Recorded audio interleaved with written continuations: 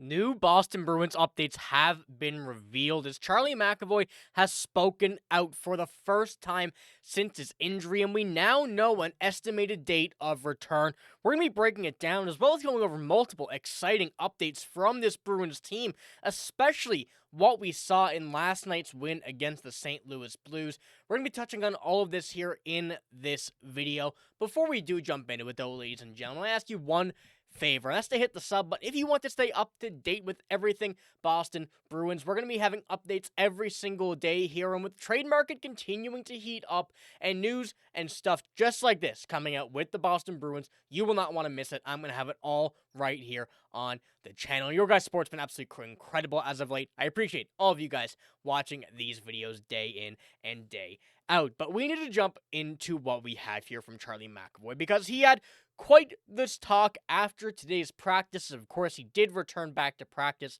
yesterday in a no-contact jersey with the bubble on, but we now get a lot more information as to what his injury entailed, an estimated date of return, people that have been helping him along the way, and a lot of very important stuff all like that. So starting it out here from Charlie McAvoy, this is what the injury was.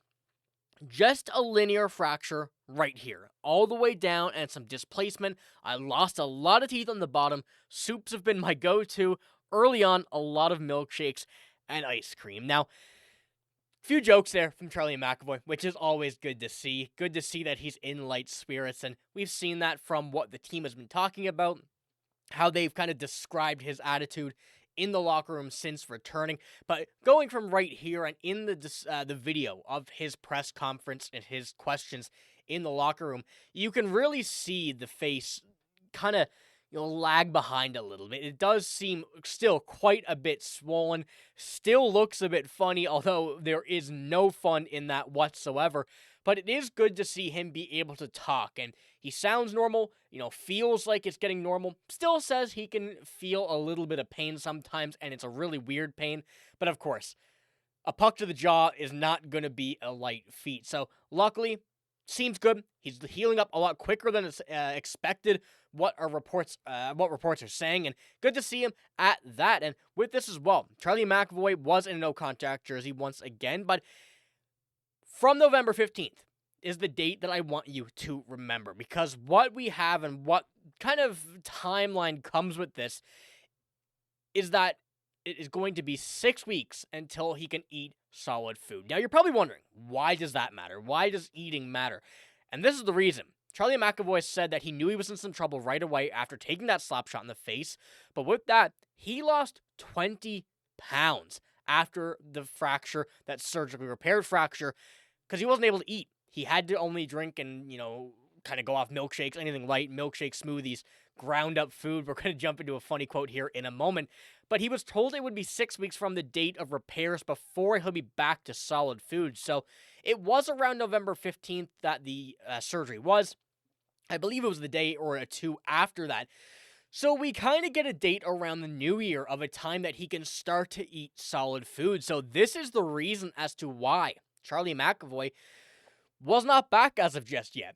We spoke about when the injury did occur, that it could be an opportunity that he does return soon with a bubble, even with the surgery. But the fact that he dropped 20 pounds makes a lot more sense now as to why he has not been back in game action. You're going to need to put that back on. That's going to be a bit of muscle as well. Any clenching with the jaw was just not possible for him. So he was taking it light. So it's interesting to see where the Bruins and Charlie McAvoy go from here. And not so much the Bruins themselves, but their, food staff, their medical staff, seeing where everything goes, their fitness staff, how they tackle this and try and get that weight put back on. And it's also going to be interesting to see if Charlie McAvoy wants to put that weight back on or if he's trying to go a little bit lighter. That will also be curious to see how his game may change with that, but that is something that we're going to have to wait and see on with how we, kind of tackle that, how Charlie McAvoy tackles that, and we won't be able to tell just yet. That will be much closer to the day that he is starting to be able to eat solid food. So that's an interesting thing to kind of take a look at. Now, there are a few more things as Charlie McAvoy said, and this is one thing that I really wanted you guys to listen to and hear this, because This really puts into perspective how this Bruins team feels a bit different this year. My family, these guys, the support, the staff, and everybody from the top down in our corner and in my corner. It just means the world to me. It allows me to focus on the things I need to focus on and know there is so much love and support for us in this building. So, once again, awesome to see Charlie McAvoy in good spirits here because he's definitely going to need it. And especially with the way this defense has really been looking, how it's kind of performed, it's been interesting to see. Some good game from Victor Soderstrom last night. We're going to touch on that here in just a bit, but they want to see him back. And Marco Sturm in specific also says he wants to see him back. And Marco Sturm had a comment on this as well, which we're going to jump into here in a minute. But Charlie McAvoy saying, obviously, blending up solid foods, it's not enjoyable. I tried chicken and vegetables. It's terrible. So if any of you guys were thinking about trying it, Charlie McAvoy recommends to not do so. But like I said with, all jokes aside, like what I said with Marco Sturm coming out with this, he said he's great. Marco Sturm was emphasizing the fact that the team will not rush McAvoy back, but he says, I can't say it enough. He's such a big leader for our team on and off the ice. We miss him every day. Just have him around. It puts everyone a smile on their face, including us coaches.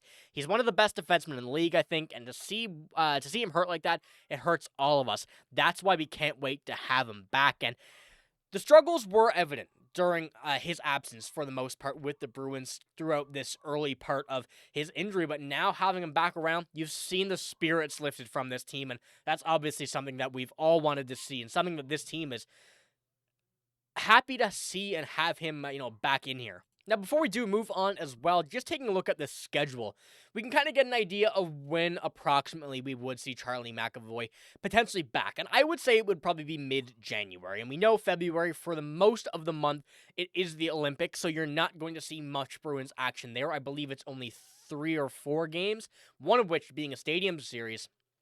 But looking at January, when he does continue to start eating, and hopefully he has a nice little feast over the holidays, he'll be back sometime around then. Hopefully then that jaw will be fine, starting to eat solid food again, and that's when you're going to really start to see what the plan is going to be with him, the training staff, and how that weight is going to be, not just put back on, but how they're going to tackle that from there. So let me know what you think about these Charlie McAvoy updates here in the comments below, but we do have a few more ones before we finish this off, and there's a few people I want to give a massive shout out to him. One being Alex Steeves, another goal last night. He has been a guy that has been a rock star since being recalled from the Providence Bruins and has really shown his possibility and his skill in the NHL. He's someone that certainly can stay at this level even when he's here for a few injuries. With 8 points in 13 games played, 6 of which being goals here so far in this season, he's been doing fantastic, and I think the Bruins are giving him an ample opportunity, and he has certainly seized that. And last night was another prime example of that against a St. Louis Blues team that was not overly the greatest here. But going on with that as well, you see what we've seen from Joonas Korpisalo, another guy I wanted to give a shout out to last night because he really needed that game. You see there from November 13th, 19th, and 28th, he has struggled immensely in all of these games. Some nice saves, some very clutch saves, but ultimately could not get the deciding win there. But last night was one that he needed to bounce back for. There's been conversation about if a goalie change could happen, but with this, and if we see Joonas Korpisalo capable of playing games like this, that's where I really see all of this kind of staying and how all of that kind of goaltending situation decisions will go. Because Joonas Korpisalo has the experience. We know he can be good. It's just needing him to actually do that. And of course, the team is injured, so I don't want to put the full blame on him. Now, one more guy I want to give a shout out to last night in his NHL debut with the Bruins was Victor Soderstrom. Another pretty solid performance in the middle of the pack here.